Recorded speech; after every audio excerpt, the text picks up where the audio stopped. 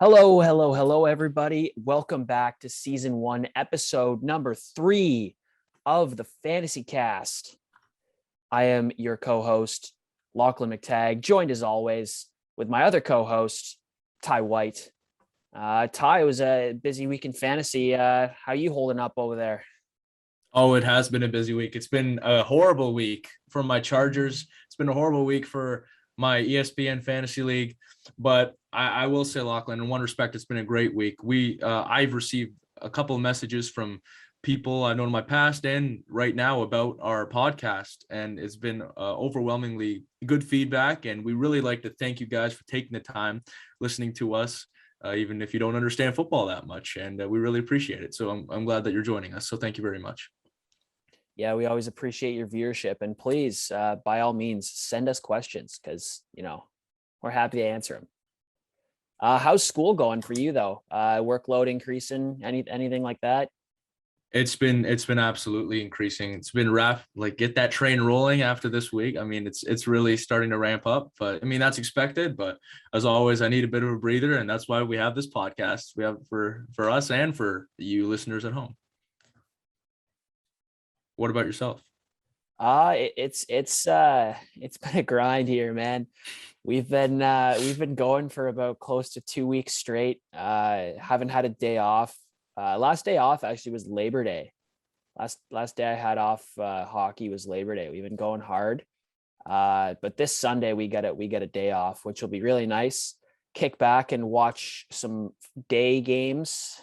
I haven't caught any games during the day this year yet. Yeah, you gotta Both get those weeks in. I've had either games or been driving back from practices or games or whatnot. So, looking forward to kicking the feet back. I don't have NFL Red Zone though, so I won't be enjoying 7 hours of commercial free football because that can get a little excessive. Yeah, But I'll for sure enjoy it this Sunday. that's wonderful. Good to hear. Great to hear.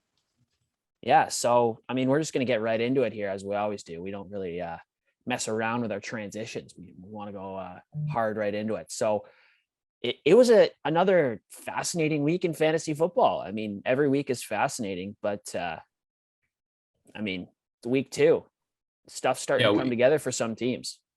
Absolutely. There's been some big stories, and we're going to start off this episode by talking about some of those big stories.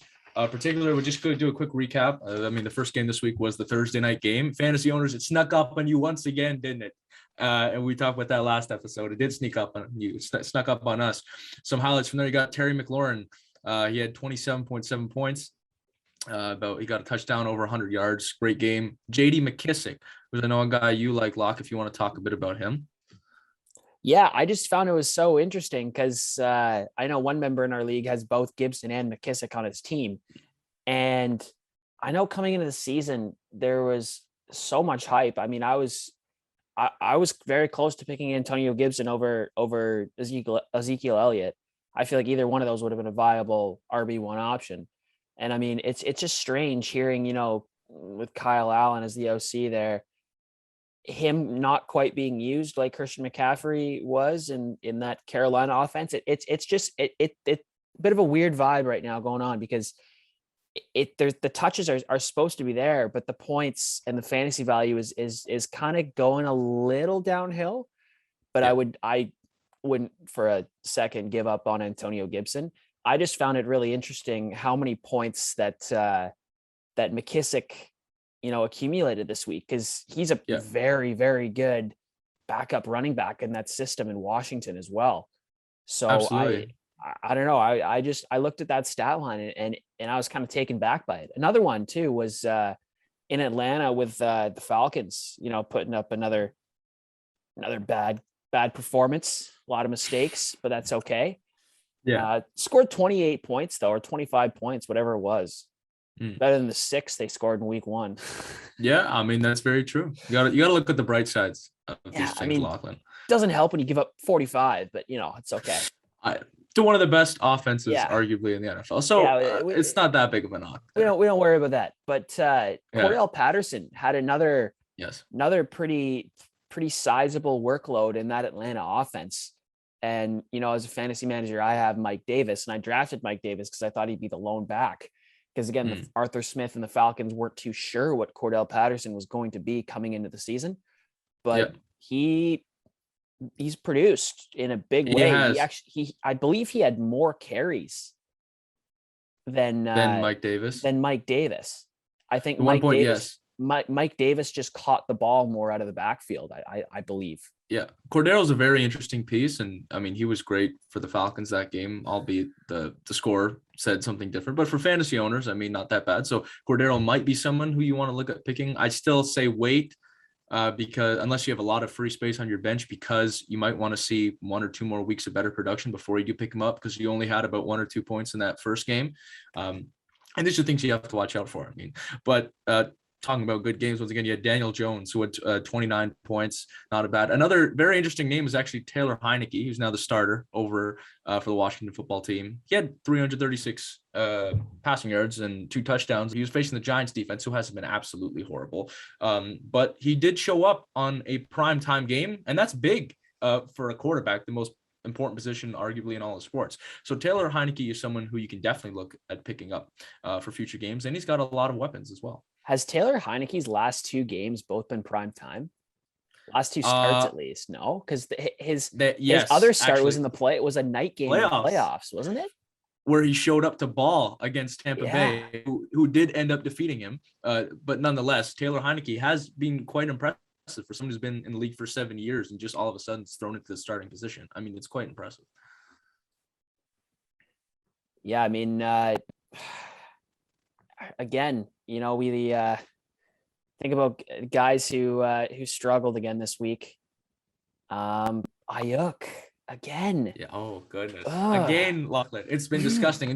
There's actually 2 guys on my questionable list. Since Ayuk is one of them, because you looked at, he had 1.6 points, and the week before he had nothing. And Kyle Shanahan actually publicly stated that, I'm not worried about fantasy owners. I'm worried about winning football games. And I think the 49ers are 2-0. So, I mean, that speaks to Shanahan's strengths as a coach, but it's very disappointing for fantasy owners, as Ayuk was a good piece of the team last year, fantastic rookie wide receiver, and he's done little to none this year. So it's disappointing to see. I think Deebo Samuel was listening to our first episode when he said that he's not himself anymore, and he took that a little bit too personally. So we apologize. I'm sorry, Deebo. You shoved that back in our faces. We'll admit when we're wrong, and I mean, you've been balling, my man. It's been really impressive to see. That's the beauty of fantasy football, though. I mean, like, you never know any given week who's going to perform. I mean, we obviously are here to try and give you some advice, but at the end of the day, like, we're bound to eat our words at some point, right? Absolutely. Sports are unpredictable. You can't predict them. So it's very impressive and very exciting to watch for these kinds of things. Like, Deebo's been amazing. Yeah. So like you mentioned, Brandon Ayuk, and that brings to mind another bust that just popped in my head is Saquon Barkley, who had 8.9 points this past week and 3.7 the week before. I mean, those are not good numbers whatsoever, let alone the player that you probably drafted in the first round this year, or was probably your keeper in keeper league. So that's also very unfortunate to see from his end. It's such a tough situation, because if you're a fantasy manager that has him, like, I know the guy that had him in our league this week didn't even start him.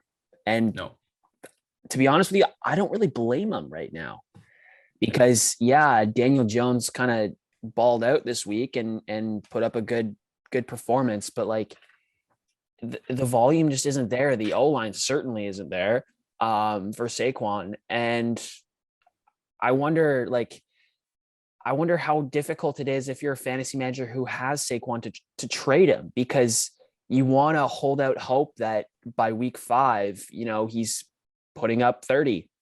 Yeah. Like, that'd be incredibly ideal, considering where a lot of people picked him in the first round this year, coming off an injury.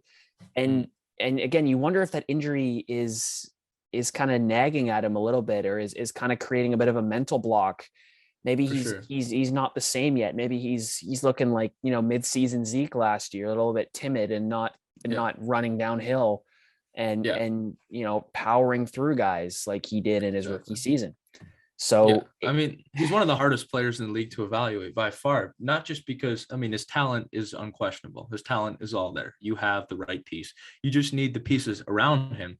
And he doesn't have the O-line. He doesn't have the elite quarterback. He doesn't have elite coaching either. So these are a lot of factors that you have to consider. And that's why people are benching Saquon. But I do recommend still that you hold on to him because he is that special. I mean, he's an extremely talented and special player. So moving off from Saquon now, I'd like to talk about some of the biggest, just briefly, the biggest performers of the week and guys I was really impressed with. So we got Derrick Henry, who put up almost 50, 47 points there. He had 3 touchdowns, about over 150 yards. Absolutely incredible on his part.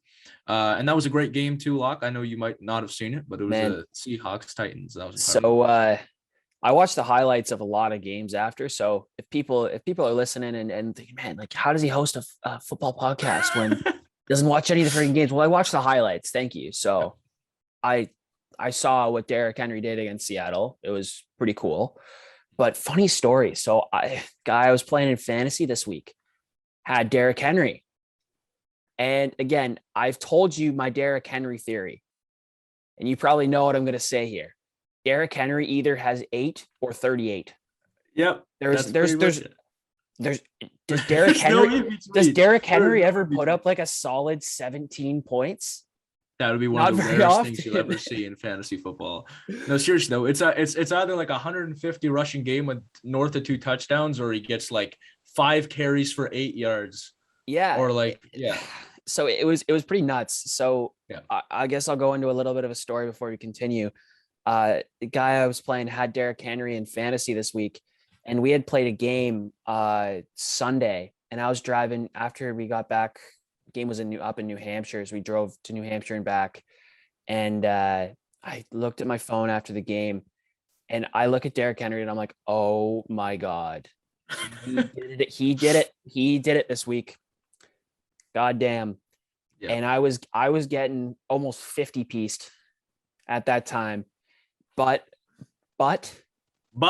huge but who was playing Sunday night? My homeboy and T Kels. So again, you're never out of it with those two. And ended up winning by about 7. Large in part because the guy I was playing had Baltimore D and special teams starting. That was a big boost because I looked and I was like, okay, like Mahomes and Kelsey got to combine for like 60, which is not unheard of, but like it's a steep price to pay. And then all of a sudden I look and I see that his last starting piece is Baltimore's D. And I'm like, okay, they're getting maybe 1 point, most likely no points. And if they take a minus, that's a plus. And they would have taken a minus if it wasn't for the fumble and the intie. For sure. And that's just the basic ground rule for all fantasy owners. If you're going to face the Chiefs, you find another defense. I don't care who the other team's playing, unless it's Tampa Bay. I'd say Tampa Bay or the Chiefs, if you have your defense playing them that week, get them out of there as soon as possible, because like Lachlan just showed you, it can cost you your fantasy week. Solely based on that, no matter how good your other players do. Now, I'm not blaming this person for starting Baltimore D. Yeah. I'm like, no, yes, but not against Kansas City. That's by all means. My ground rule. Yeah. So anyway, that was my quick Derrick Henry story. I pulled out a win this week.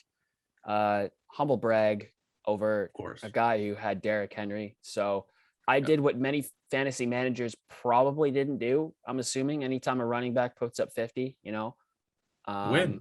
Yeah. Yeah, so that was very impressive on your part, and I'm sure all the folks at home are so glad that you squeaked by there. But unfortunately, I didn't. Then you have other players, Aaron Jones, who put up 41.5, 4 total touchdowns. And, one thing with I just like to mention this. I thought it was so beautiful, the story about how we had his dad's ashes and his necklace. And he lost it during the game, but he did end up finding it.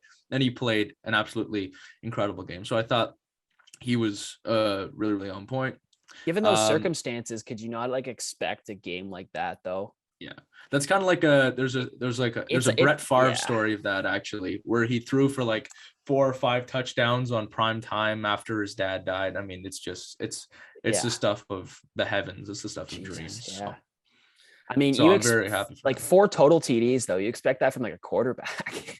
Yeah, no, I know. Or Derrick Henry on one of his good weeks. But God, yeah. And then just rounding off the list here, I'm going to throw out some names for you. Lamar, 32 points. Big game. Over 100 rushing yards, 200 passing yards. What a like game, by the 3 way, too. touchdowns. Yes. I Oh, my actually, gosh. so All I the actually, primetime games I have been watched that amazing. game. I did watch the Sunday night games because I do try my best to watch football, folks. I promise. Yeah. But God, what a call by Harbaugh. Yeah.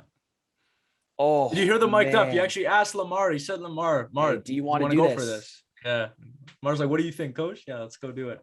And he did do it. So that was incredible. 32 for there. Tyler Lockett, another big week, had 31 points. We'll talk about him towards the end of the episode because that's going to be our fantasy question of the week, actually, has to do with Tyler Lockett. Yeah. TJ Hawkinson at 20. Kirk Cousins at 25. I like Kirk Cousins just because of the weapons surrounding him. You like that? And yes, you like that? You like that? You like that? Back when he was on the old Skins no football team, Lachlan, legendary coach. Travis Kelce, you said 23. Buffalo's defense squished the fish. Man. They had 19 points. I had them on my team, baby. Let's go. I was part of it. My thing always with D and special teams is if I'm not in the negative, perfect. Yeah. But I looked at my phone after a game and I was like, first off, I was like, Bills 35-0 over the Dolphins. Yeah. Like, Bills make me want to shout, baby. Let's go. And then I thought, I was like, oh, fantasy. Okay. And I looked at fantasy and they had interception, 2 fumble recoveries. Perfect. Big game. It did help that I think a little bit that Jacoby Brissett had to come in. I 100% did. Yeah. 100%. But it was a great game if you're a Buffalo fan. Great bounce back game from that week when lost to Pittsburgh. Yes. And then Kyler Murray, 33 points. I think he's going to be the fantasy MVP by the end of the season, to be honest with you. Cortland Sutton, 24. Henry Ruggs, 22. Gronk it's like back-to-back weeks with 20 points for Gronk. So he's doing well. Tom Brady had 5 touchdowns. He's in the prime of his football career and he's at the end of his football career, which is ridiculous. Tom Brady's doing amazing. He had 29. Mike Williams on the Chargers. He had 7 targets, a touchdown, 91 yards for 22 fantasy points. He had a phenomenal week for the Chargers. Very solid wide receiver 2 numbers. Very solid. That's about as solid as it gets. Yeah, it's a dream. Then you got the guy who I think is going to contend or be close to Kyler Murray. I don't think he's going to keep this up, but Cooper Kupp had 36. He had 9 receptions for 163 yards and 2 touchdowns. This is Cooper Kupp, they also have Tyler Higbee and Robert Woods on that team. Yeah. So it's amazing to see what he's doing. Michael Pittman had 20.3 points for the Colts. He had a bounce back week. I really like that. Arizona's Rondell Moore had 24.4 points. He's like a wide receiver 3 on that team. Wide receiver 3 or 4. Big surprise. Surprise. Huge surprise. So that's a potential pickup for fantasy owners. I think it's going to transition lock between Rondell and Christian Kirk for those touchdowns and targets during the games. That's in my opinion, that's a little bit slim pickings with DeAndre Hopkins there, but yeah, you never know. I think Rondell Moore and Christian Kirk are guys that you could pick up and hold on your bench, and maybe you miss out on a 17-point game from one of them, but you need to make sure that they're proving themselves to crack your lineup. I mean, obviously if you're in a league with more than 12 guys, then maybe one of those guys could be a fringe flex guy for you, depending on how deep your league is, obviously. But guys like that, they always need to prove themselves because, at any given week, you're going to get someone who goes off for a ridiculous amount of points. Yes. That you were not expecting. Yeah, absolutely. And I think like you alluded to, if you just hold on maybe a bit later when it comes to a bye week for one of your wide receivers or your flex, even you could definitely either put Kirk or Moore in there for a chance at having a big week or maybe it's like kind of like a boomer bust, but a little bit of a more heightened version of that, I'd say. And then to round off, you got Brandon Cooks with 22, Hollywood Brown at 23. CMC and Russ both had like 23, 24 big weeks there. So there's been a bunch of big weeks around the league. And from that, we're going to go on to players now who perhaps did not have the best week 1. And Locke, there's a couple players on this list who bounced back in week 2, and we called it that they would bounce back in week 2. So we were so wrong about Ayuk and Debo, but we're right about some of this. So you hold on to your hats, folks, because first off, actually, I'd like to bring up, your Los Angeles Chargers, everyone's favorite team at home. Certainly my favorite team. You had Austin Eckler who put up 22.5. You guys were worried about him week 1 saying, oh, why did people want to draft him so high? This is why they wanted to draft him so high. He had a touchdown. Exactly. He's great out the backfield. He had an absolutely phenomenal game. Do you have anything to add on that? I mean, our guest Christian Haggett even said that he wouldn't be surprised if he was a one of the top fantasy backs in the league. And I honestly, I wouldn't be. Like if you said to me that by the season end, Austin Eckler is third among running backs in fantasy points, I would have said, that seems pretty fair, honestly. Like that seems fairly realistic considering the situation in Los Angeles. Absolutely. So I was so happy with that. Obviously, another player who's back in black, Najee Harris, 19.1 points for the Steelers. One of the best stiff arms you'll ever see in your entire life. That's Derrick Henry-esque right there. I was so impressed. He looked powerful. And I think some of these rookies, you'll see them come into their element a little bit more. Yes. The first games, especially like for Najee, he's being thrown in as the running back of the future, basically now in Pittsburgh. Absolutely. Yeah. And was drafted for that reason, had a sick season at Bama. Yes. And, training camp, learn the system and whatnot, and play preseason, a little bit of reps, see a glimpse of what he could be. It's only preseason, Yeah. And then you come into week 1 and has a bit of a down week considering, who he is. But, showed shades of what's to come here for this season for Najee. I mean, absolutely. Yeah. He looked really powerful.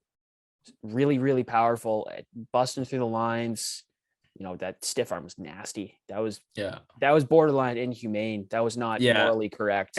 Like it was so ridiculous. I mean, you have to keep in mind that guy who stiff arm has a family and friends watching at home. And oh my God, it's disrespectful, but it was so beautiful to watch. I love the word that you used, powerful. I said this when he was coming out into the draft. Actually, I said this a while ago to a good friend of mine, Gordy. Shout out Gordy. I was actually at Notre Dame. Love you, Gordy. I had to shout you out. I said Najee was basically, he's like a more elusive version of Derrick Henry. They both very powerful backs coming out of Alabama. I think Najee's actually a bit smaller, but he is a bit more elusive, a bit quicker on his feet. But as you can see in that stiff arm, I mean, they are almost identical in terms of play style. And he was very impressive to watch. It's so interesting to watch him because I feel like he can be so situational in that offense where if they need him to be a power back and just run through somebody's face, Marshawn Lynch style. I mean, obviously I'm not going to swear on this platform here, but you all know the quote. So yeah. No, I mean, you all know what we're talking just about. over or a lot of you know what we're talking about. Over. Yeah. Absolutely. But he can be that power back that just runs through your face, but he can also be that super slippery, elusive running back that you just can't tackle. And I think you're going to see both sides of that as the season goes on. And I think if you got Najee Harris, get the popcorn, man. Sit back and enjoy because he was a treat to watch. Another bounce back player, Aaron Rodgers, had about, I think, 25, 26. Very impressive week.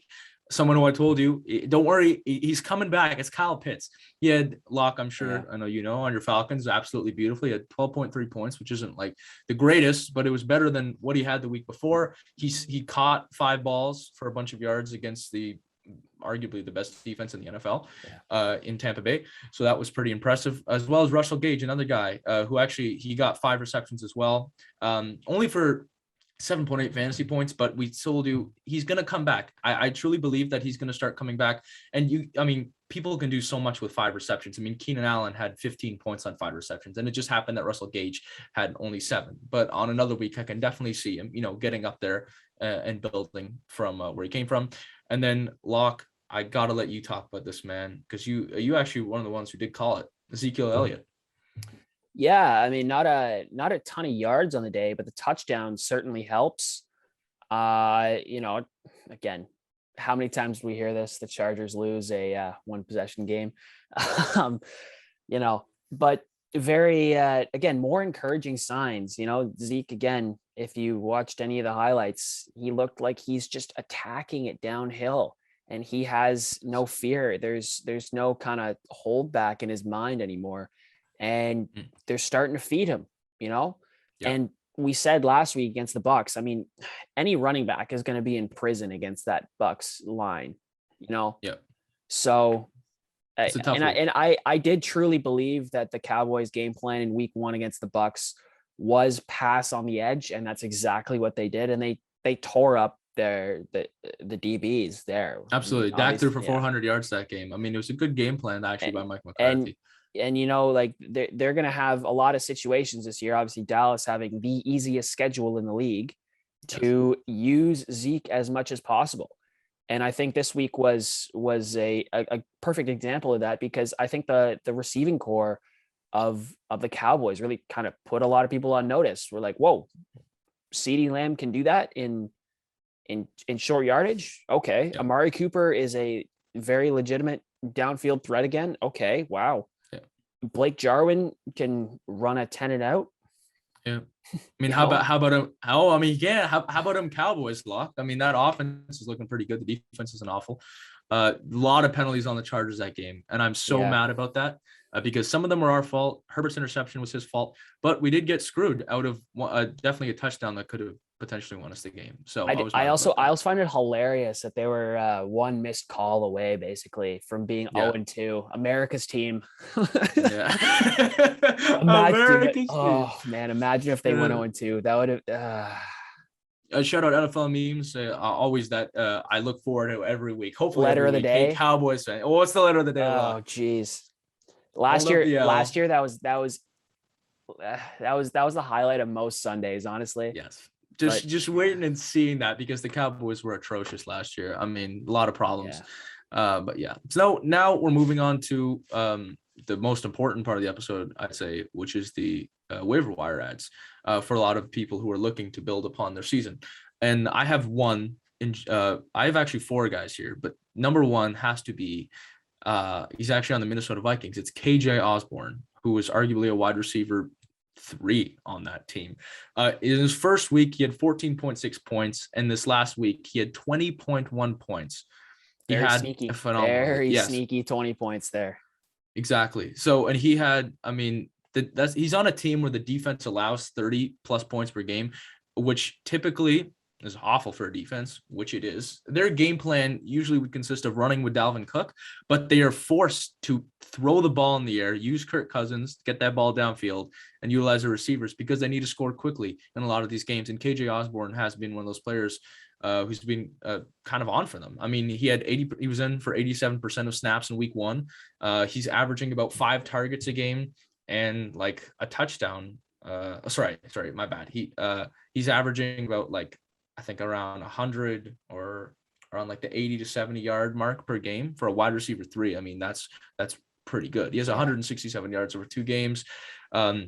He has 15 targets in 2 weeks. And he's a player who I think not too many people actually have on their roster. So I would recommend going and getting him as soon as you can, because that's back-to-back weeks with north of like 15 points. So yeah, and I'd say to anyone who is watching or listening that has Dalvin Cook and hears us, talking about the air attack with Kirk Cousins and Thielen and Jefferson, and obviously you mentioned him too. Don't be worried about Dalvin Cook. Dalvin Cook's going to have his moment. And another thing, like if you're looking to pick up any Vikings receivers, then be careful, because next week Dalvin Cook could have 40 carries. Right? Absolutely. We saw that last year. Like there were games where he literally had 45 touches. Yeah. Which is maddening, considering last year, like I had Thielen.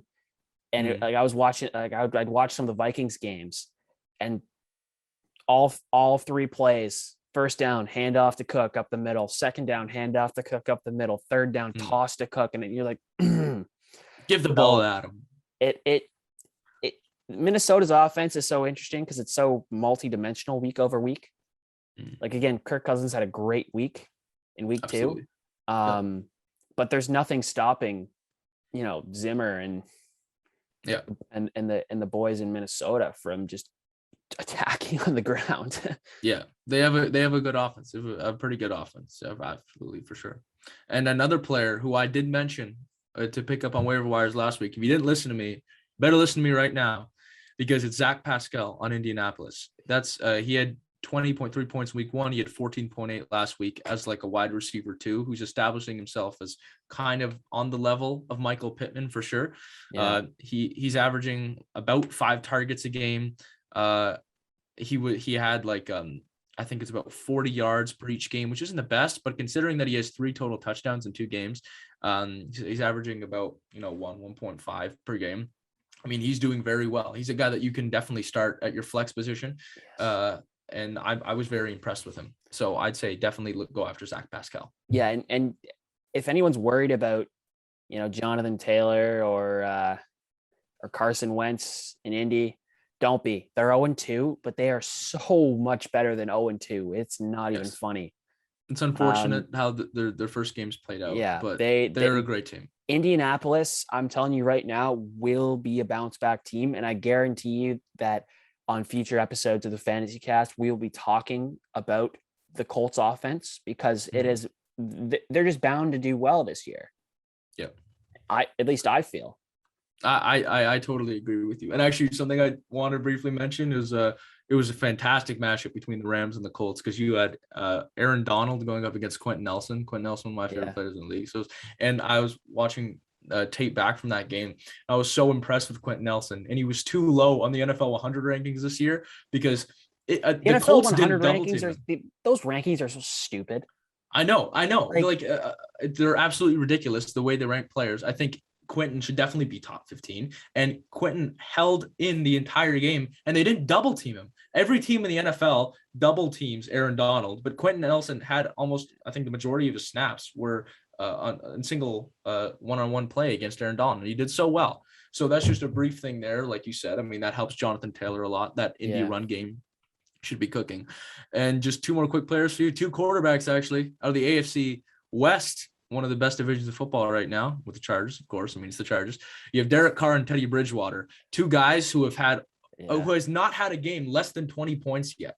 I mean, they're doing very well. Derek Carr is actually leading the league in receiving yards. Derek Carr is a very good quarterback. Yeah. Very good quarterback. It's just working for him. He's forgotten about, I feel like, way too often for his skill set.